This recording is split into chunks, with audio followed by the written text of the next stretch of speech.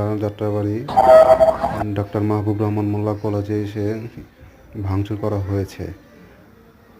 এখানে দেখতে পাচ্ছেন আপনারা বিভিন্ন জায়গা ক্ষয়ক্ষতি হয়েছে, কোটি কোটি টাকা লস হয়েছে। তারা এমনকি সব কিছু লুটপাট করে নিয়েও চলে গেছে।